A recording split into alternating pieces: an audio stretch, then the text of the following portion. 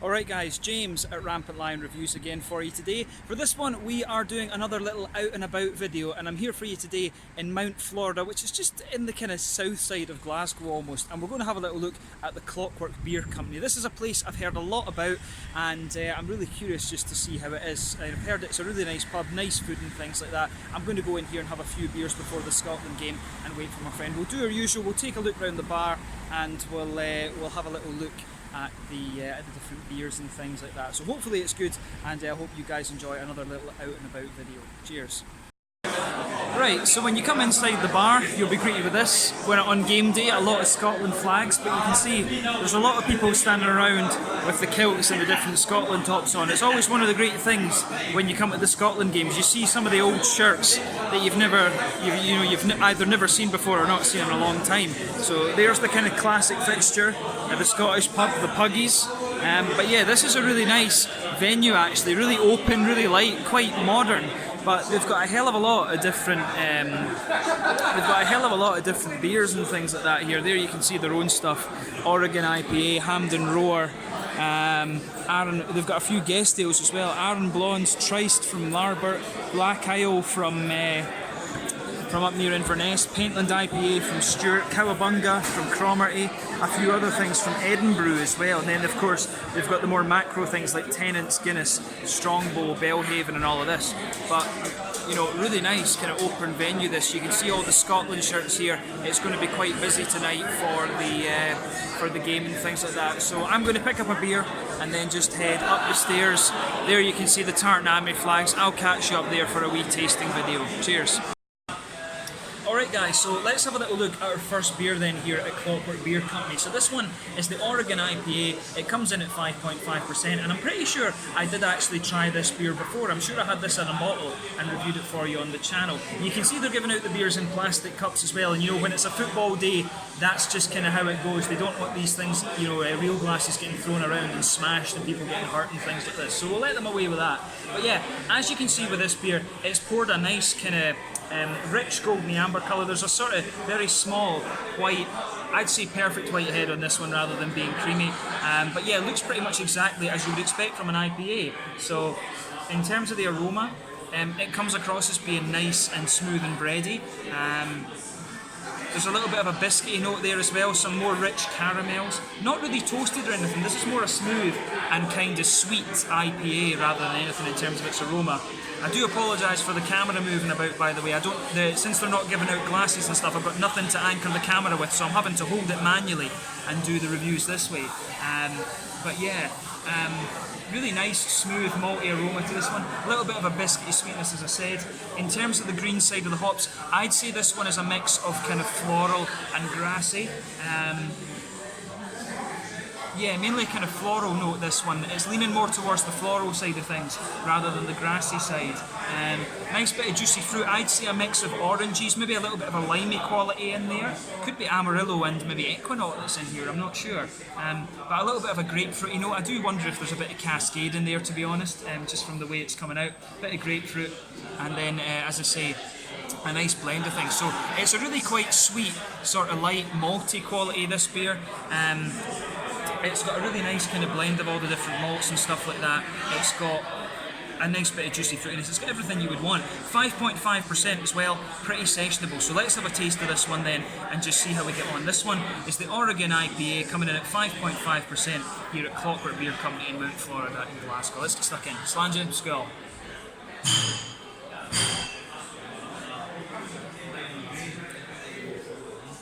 That's actually really pretty nice. I mean, before this, I've been at West and been drinking the lighter kind of German beer, so it's interesting to go from that to the more American side of things. This is really pretty nice. It's a solid, easy drinking IPA, this one. Yeah, I mean, I like that. Straight away with this beer, noticing I'm getting a little few bubbles in my beard, but yeah, I'm noticing with this beer, it's got a really nice smooth, white bready malty base to it. It's got a really nice kind of biscuit. If you go to the middle of your palate, you've got a nice kind of biscuity quality to this one. It's almost a little bit caramelly as well. The middle of your palate's really just blanketed with this nice smooth white bready quality. That blanket's the middle of the tongue. In the centre of your palate, you're getting a nice kind of sweet caramelly and biscuity quality out of the beer. And that kind of blends together really nicely. It dries out a little bit the further you go into the aftertaste and becomes just a little bit more kind of grainy and things. But the way the malt base goes out in this one is nice. I always like beers that have this kind of sweet backbone, and I would say this is definitely more of a kind of West Coast IPA compared to some of the other ones you're getting these days, which are all New England. There's a big craze about New England IPAs today.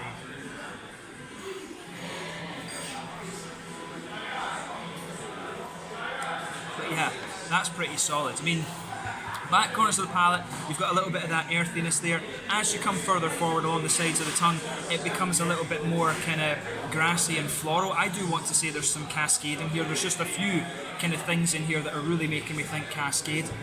So a nice little bit of floral aromaticity as you come towards the front corners of your palate. Round the very front curve of the tongue, it's a little bit lighter and grassy, and then behind the front curve of the tongue, of course, that's where you've got that oily bubble where those juicy fruity esters are going to push their way out of the beer. So for me, fruity side of this one, it's not quite as orangey and things as it was coming across in the aroma. So if you go to the back of that oily bubble, there's a nice bit of that darker grapefruit in there. Like I said, I do heavily suspect there's a bit of Cascade in here.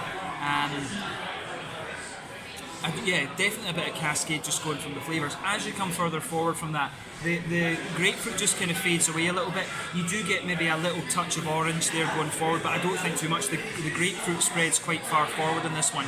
And then as you reach the very front curve of your tongue, it's a little bit almost limey. But I'm not convinced there's Equinaut in this one. I think this might be an old school, just straight up Cascade, and maybe, you know, Cascade Chinook. Something like that. It could be just that kind of beer, this one. But the way the flavours go together in this is really quite nice. It's very easy drinking, and you know, that's what you want. It's a little bit like an old school West Coast IPA. If you like, for example, the Sierra Nevada Pale Ale, you will enjoy this one. It's really nice. Yeah, but it has the mouthfeel of this one's quite interesting too. So I would say mid-body beer. Carbonation's really smooth on this one. It does have a little bit of crispness to it, in fairness, as well. Yeah, nice little bit of crispness in there.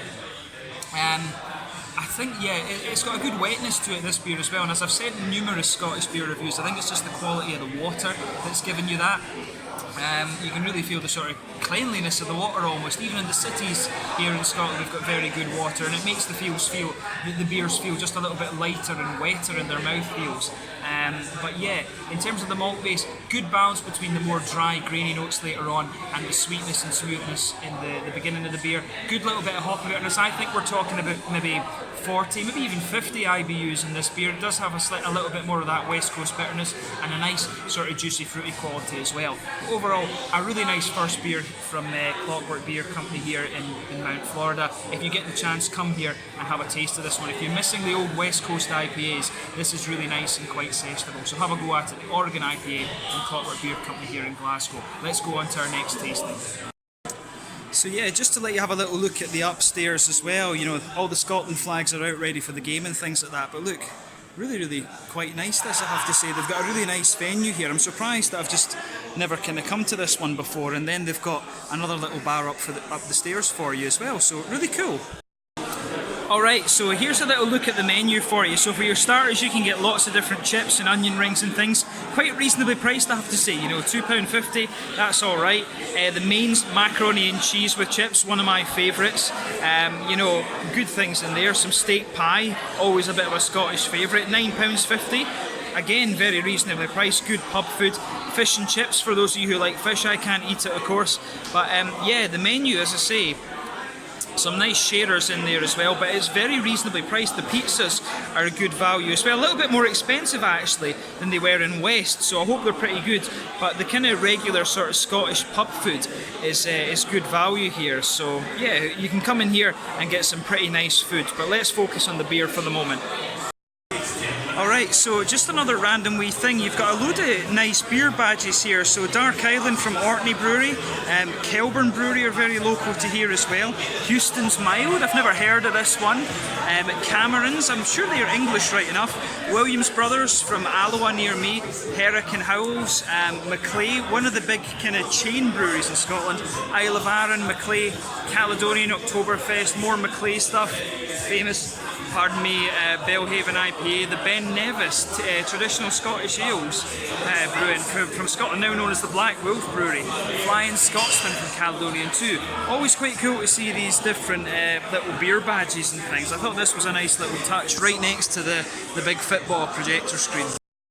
Right guys, so second and I think final beer tasting for this little visit to the Clockwork Beer Company. There's loads of fans coming in and it's getting loud, and I think it'll be difficult to film beyond this, so we'll make this our last little filming, little beer tasting for you. So this is another one of Clockwork Beer Company's beers. I'd never tried this one before. It's called the Hampden Roar. It comes in at 6% ABV and it is a wee heavy Scotch ale, so yeah, really looking forward to this one. So as you can see with this beer, it's a nice sort of dark mahogany Coca-Cola coloured beer, this one, which is kind of what you'd expect from a Scotch ale. Sometimes they can be a little bit more ruby and bright, but this one's definitely a more darker kind of mahogany type thing. One or two big bubbles sticking to the side of the glass, a few little ones heading up towards the bottom of that head there. The head incidentally very thin because it's in one of these plastic tumblers again, but you can see it's quite a nice sort of light fawn, very kind of light beige colour, this one. So yeah, pretty much what you'd expect in terms of appearance for a Scotch ale. As I've told you before, when it comes to Scotch ales or wee heavy in Scotch ale is the American term for this beer style. In Scotland, we always called these beers the shilling beers. So you started off at 40 shilling, which was the lowest malt one, so lowest alcohol and lowest tax, and then you worked your way up towards 90 shilling, which was the the higher alcohol, higher malt, higher tax beer. So we'll talk about this in this taste and which one exactly this beer is. But this is a traditional Scotch ale, this one. So in terms of the aroma then, it comes across as really quite sort of toasty, this one. It's got a good little bit of a really roasty, grainy quality. As I've said before, when it comes to the American style, or the American variants of this beer, they always tend to be a little bit more sweet in their brown sugary qualities and also a little bit juicier in the fruity notes, whereas the original Scottish ones are a bit more roasty and kind of medicinal and phenolic in their fruity qualities. So we'll see how this one turns out. But like I say, quite roasty and toasty.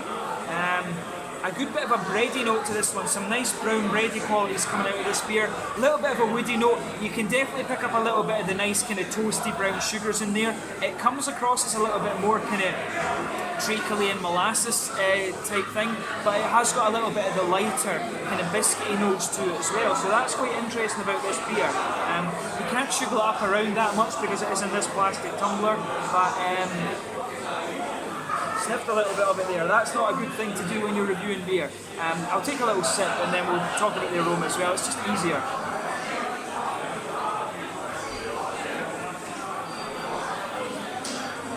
It's pretty good actually.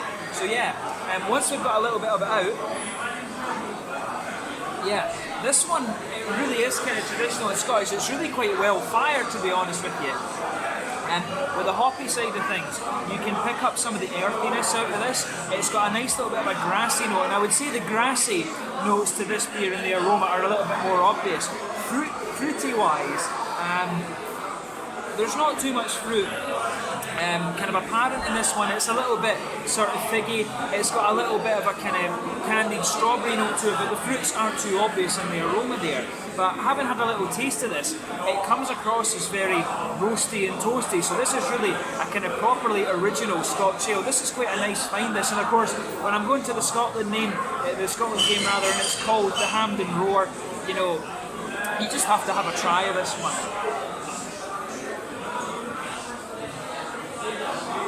So yeah, really quite a nice beer, this actually. In the beginning, you're going to notice that this one comes across as quite sharp. The juicy fruity notes come in. They're quite sharp and almost a little bit sour. It's a little bit kind of... Yeah, I think it really comes in with that kind of sharp tart quality from the red fruits, and then it smooths out and you start to get the more kind of roasty malts out of it. So you'll notice along the middle of your palate where you'll get the malty flavours, it really has this very toasty, roasty, grainy quality. On top of that, it smooths out a little bit and you do get some kind of brown bready notes, but it really is like a well-fired kind of bread crust roll top kind of thing on this one. It really is very roasty and toasty. So yeah, definitely one of the more well-fired Scotch ales that I've come across. I wouldn't be surprised if there is just a little bit of black malt in here. But yeah, in terms of the brown sugars, again, very, very well fired. The brown sugars aren't immediately obvious in this beer. They do sit in the background a little bit, but it has this really kind of treacly, molassesy kind of quality to it, which is interesting. But really, this beer dries out the further you go into the aftertaste and becomes more sort of roasty and toasty. But I like how it comes across in that regard. So, the further you go into the aftertaste, you're also going to pick out a little bit of woody note. If you go to the front corners of your palate, then in a little bit, you're going to get some nice kind of roasty, woody qualities to the beer. It's almost like a charred kind of oaky note, something like that. But on the hoppy side of things, back corners of the palate, there's a really kind of big earthy quality to this beer. As you come further forward along the sides of your tongue, it just kind of smoothens out a little bit. I wouldn't be surprised if there's English Fugo hops in here. There might be a little bit of like Bramling's Cross or something as well. But as you come further forward along the sides of the tongue, it gets really a little bit spicy and floral actually, which is interesting. Maybe there's an American hop in here with like Summit or something like that. I do think there's a little bit of that in here. But as you go around the front curve of the tongue, it's just a little bit lighter and grassy too. But this is a very well-fired Scotch ale generally, as I was saying. The fruity side of this beer is quite interesting too. So yeah, in the beginning, like I said, this beer comes across as quite sharp and fruity. Definitely some raisiny, plummy sort of sharp notes to this beer. But as you go further into the aftertaste, like I said, the roasty qualities just push their way out, and you start to get the more juicy red fruits out of this one. It becomes a little bit more figgy, and then further into the into the aftertaste, it starts to become more kind of blackberry-ish and kind of black curranty. It's really interesting how that goes together. It's actually quite a sharp and almost tart, wee heavy Scotch ale. In terms of relating this to the shilling scale, I think this one is sitting around the kind of 70 shilling note, but like I said, very, very well fired and toasty within that kind of style bracket, if you like. So yeah, this is definitely a sipper rather than a sessioner. This beer is going to take me a little bit of time to get through, so I'm just waiting for my friend to appear now, so I'll have this beer probably until he arrives. But yeah, really, in terms of the fruit, it's really sharp and quite juicy. In terms of the mouthfeel, I would say quite kind of mid-bodied, at the bottom end of mid-bodied. Carbonation is quite smooth. Mouthfeel is a mixture between wet and smooth, but at the same time you've got a bit of dryness to this beer the further you go into the aftertaste. Malt base, not really much sweetness to it, really quite roasty and quite dry, the malt base in this one. Good bit of sharpness to the fruity side of the beer. As I say, one of the sharper Scotch ale, wee heavy type beers that I've come across before. Sharp in the beginning, but it becomes more juicy in the aftertaste, and you've got a nice little bit of hoppy bitterness. If I had to rate this beer in terms of IBUs, I would say this one is maybe around 60 IBUs, 50 or 60 IBUs, and that's mainly the malt. It's not really coming from the hops in this one. But yeah, let's leave it at that for this beer. This one is the Hamden Roar, which I'm going to go and be part of for Scotland versus Russia. And yeah, really interesting beer to try this one. As I say, it's going to get a little bit loud now with all the fans coming in for the game. We'll finish off our recording of the beers there. I'll tell you my final thoughts on the bar once I leave. But I hope you've enjoyed this little out and about video. Make sure you check out the Clockwork Beer Co if you come through here to Glasgow. We've got a nice food menu here, and you saw that earlier in the video, of course. But some good beers, some nice guest ales as well, and it's really good in that regard. But I stuck to try their own beers, which are pretty good. So I'll catch you in a little second, and that'll be our final thought on the Clockwork Beer Co. Slangy, cheers, I hope you enjoyed it.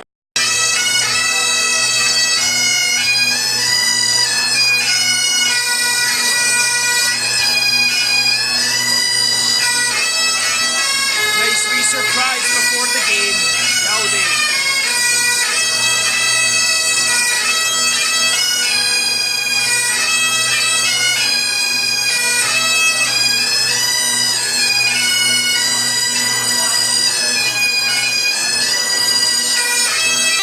Alright guys, so final thoughts then on Clockwork Beer Company. The house beers were really quite nice. The Oregon IPA I really quite enjoyed.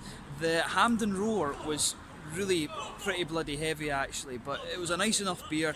But now we're finished up we're going to go to Hampden. We had a good time here. Look at the queue just standing outside of this. It's quite a popular bar. The Police are over there on their horses too. I'm not sure how well you're going to see that.